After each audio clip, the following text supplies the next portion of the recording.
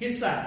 हमें इन बातों को समझने की आवश्यकता है। कभी कभी हम भजनों को जब पढ़ते हैं, भजन पढ़ते हैं, भजन 1 2 3 4 पढ़ते हैं, हम इनको नॉर्मली पढ़ते हैं। हम सोचते हैं कि हम पढ़ लेंगे तो छोटे से भजन जल्दी पढ़ लेंगे, लेकिन जो उसका मतलब है, जब दाऊद इन भजनों को लिखता है, मूसा जब इन भजनों को लिखता है, सुलेमान जब इन भजनों को लिखता है, असाफ राजा जब इन भजनों को लिखता है, कोरह वंशी जब इन भजनों को लिखते हैं, तो उनके लिए इन भजनों का सबसे ज्यादा महत्व था।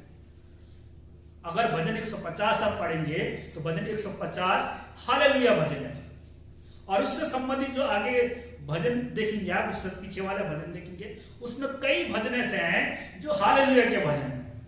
और भजन 150 आप पढ़ेंगे तो भजन 150 हमको बताता है कि हमको किस प्रकार से परमेश्वर की आराधना करनी है।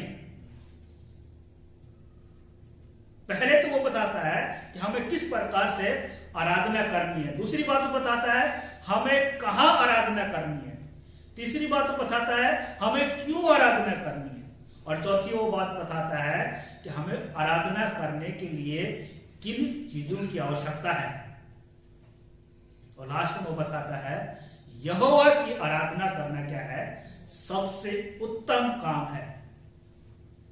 अगर जीवन में प्रवेश करना है तो यहोवा की आराधना करनी है।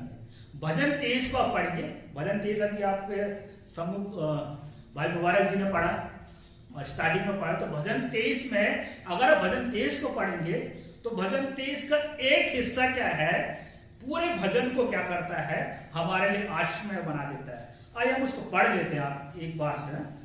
भजन 23 को देखिए क्या बताया भजन 23 का जो पहला हिस्सा है, पहला पद का पहला हिस्सा ही पूरे भजन को क्या करता है, हमारे लिए आशीषमय बना देता है।